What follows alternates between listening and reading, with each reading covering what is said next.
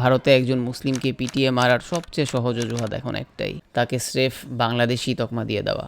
গত 2 মাসে এই একই শিরোনাম আপনি কতবার দেখছেন? চলেন আজকে তার একটা হিসাব দেই। প্রথমেই অন্ধ্রপ্রদেশের মঞ্জুর আলমের কথা ধরা যাক। 21শে জানুয়ারি তাকে পিটিয়ে হত্যা করা হলো। অভিযোগ করা হয় তিনি নাকি চুরি করতে গেছিলেন, অথচ মানুষটা ওই এলাকাতেই কাজ করেন দীর্ঘ 12 বছর। তার মানে এলাকার সবাই তাকে চিনত, কিন্তু হঠাৎ করে তিনি চোর হয়ে গেলেন কিভাবে? হত্যার কয়েকদিন আগে থেকেই তাকে এলাকা ছেড়ে চলে যাওয়ার জন্য বারবার হুমকি দেওয়া হচ্ছিল। তার মানে আসল কারণ চুরি ছিল না, কারণটা ছিল তার ভাষা এবং তার ধর্ম। তিনি বাঙালি মুসলিম ছিলেন, এটাই তার অপরাধ। এই ঘটনার ঠিক 7 দিন আগের কথা। ঝাড়খণ্ডের আলাউদ্দিন 5 বছর ধরে সেখানে কাজ করতেন। তার কাছেও ভারতের পরিচয়পত্র ছিল, কিন্তু লাভ হয় নাই। উগ্রবাদীদের কাছে সেই আইডি কার্ডের চেয়ে তার বাঙালি মুসলিম পরিচয়টাই বড় হয়ে দাঁড়াইছিল।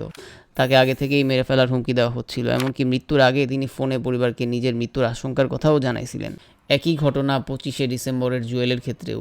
পরিচয়পত্র থাকা সত্ত্বেও তাকে মারা হয়েছে বাংলাদেশি সন্দেহের কথা বলে। এগুলো কোনো বিচ্ছিন্ন ঘটনা না, এগুলো একটা প্যাটার্ন। গত ডিসেম্বরে এর বাইরে আরও 2টা আলাদা রাজ্যে একইভাবে পিটিয়ে হত্যার ঘটনা ঘটছে।